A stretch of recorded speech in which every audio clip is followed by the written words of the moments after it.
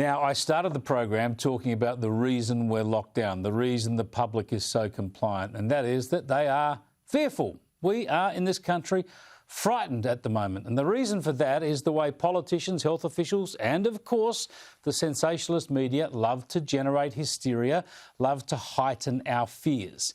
I showed a few examples of how those in authority create this panic. In fact, let's show that collection again. This is perhaps the scariest period that New South Wales is going through. This Delta variant, the Delta variant of the COVID virus, is actually a gold medalist when it comes to jumping from one person to another. It is a long jumper. We're neck and neck with this virus, and it's an absolute beast.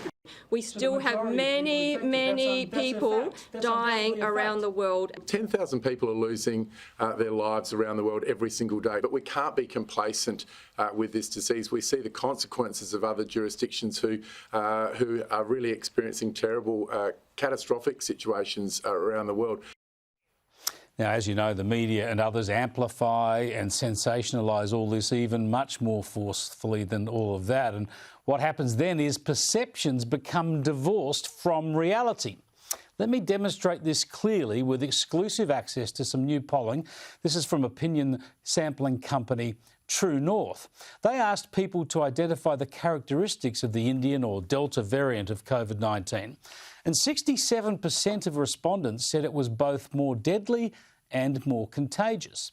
That's 2/3 of people with a very scary but erroneous outlook. The reality that the variant is more contagious but less deadly was only chosen by 26%, or just over a quarter of the sample. Now, that's a clear demonstration of public, political and media hysteria warping our perception of reality.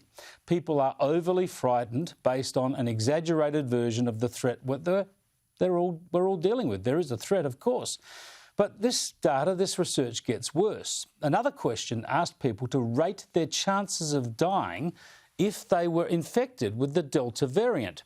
And while older people rated the risk slightly higher and the young slightly less, on average, people rated the chances of death from an infection at 38%. No wonder people are happy to be locked down. I heard people on radio in Adelaide today cranky that their Premier hadn't locked down. And they've got 0 cases today, 0 new cases. People actually think that if they get this thing, they will die. Now, the reality is that the case fatality rate in Australia over the past year and a half is about 3%, and that's about what it's been in countries that have been hard hit in Europe and North America. But of course, most of the victims were last year in Victoria, mainly in elderly cohorts and mainly those in aged care homes. And thankfully, that vulnerable group are now vaccinated. Large numbers, a large proportion, very high proportion of them have been vaccinated at least with the first jab. So that reduces the threat to them by 98% or more. There's not been a death in Australia from a local infection all year. There will be sometime, of course, we have to be realistic.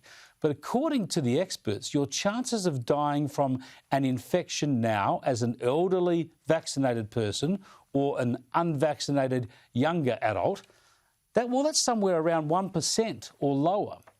So our fear is at least 38 times worse than the reality. As I suggested at the media conference yesterday, isn't it time to dial back the panic just a bit? Let's bring in Nick Cater from the Menzies Research Centre. Nick, you've been watching this sort of stuff for a long while. Does it surprise you that people have such a warped and exaggerated sense of what we're dealing with here? Well, it was plain to me there was a lot of panic and concern out in the community that's way out of proportion to the actual threat. But I had no idea until I saw this polling conducted this week that it was that high, that people actually think there's a 38% chance of them dying from the Delta variant. I mean, there's some very reliable stats from the UK. They've had 52,000 cases of people under 50 getting the Delta variant. Only 6 have died. So that's less than 0.1%. And so people are overrating this by a long way. It's natural that people are fearful, but I think their fear is only exaggerated when governments do really exaggerated things, if you like locking down for one case in South Australia. Of course, people are going to start thinking this thing's dangerous. And I think the problem is now that the fear factor is so out of hand, it's hard to see a government winding this back. But of course, we're going to have to if people are going to accept opening up international borders with the likelihood of cases in the community. Probably non-fatal cases, but cases nonetheless. Look, it's just extraordinary, and it actually worries me very, very deeply that the public could end up with such a distorted view of what's going on. Now, on this show, as you know, I've been speaking to epidemiologists and experts from Australia and around the world every day for the past 18 months. So we're very aware here of where the scary bits are, where the risks are, where the vulnerable are, and what we should be more relaxed about. But this is just so far out of kilter. As you mentioned, I saw some data also from the UK that shows the fatality rate for the Delta variant at something like 0.03%. Now, Professor Peter Collignon says that's probably not really that low because you've got to remember most of the elderly and vulnerable now in the UK are vaccinated. So this Delta variant is only being picked up by the younger unvaccinated people, so they're not vulnerable. So that gives you an exaggerated low. But he says it's certainly no more deadly than the original coronavirus and probably less deadly. So how do we do this? I mean, there is plenty of information out there. Viewers of this program know it because we've talked to experts daily and shared the data. How can we get the rest of the media to actually share these reassuring facts rather than drumming up hysteria, I suppose, in order to boost ratings?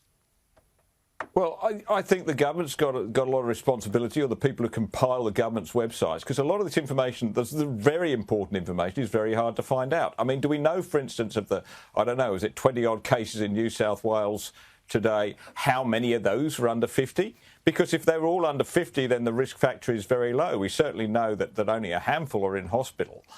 So, you know, we need this kind of information. And I think with that proposal you spoke about earlier from Singapore, that we stop obsessing about cases, right?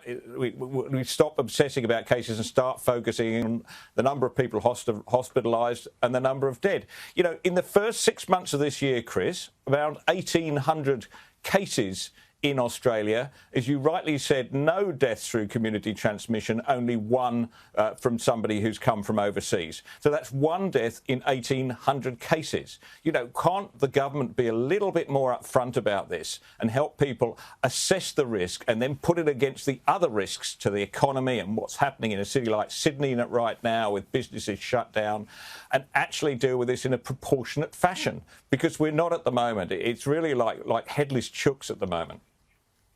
Yeah, we've got to do this, Nick. It is such a worry. People like you and I accused by officials of talking down the threat because you talk realistically about it. Now we've got to deal with the facts. We've got to deal with reality rather than this hysteria they've been promoting. Thanks for joining us again, Nick. I appreciate it.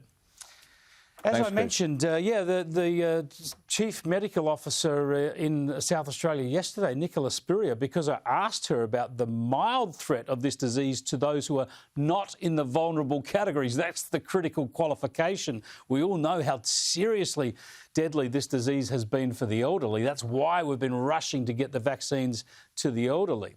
But the mild threat to the rest of us seems to be underplayed by all of them. And yet she attacked me as being somehow trying to mislead people because I want to share with you the facts. So what we're going to do is have a look at what she did talk about yesterday, what she was prepared to talk about yesterday, rather than these clear medical facts. We'll bring that to you after this break.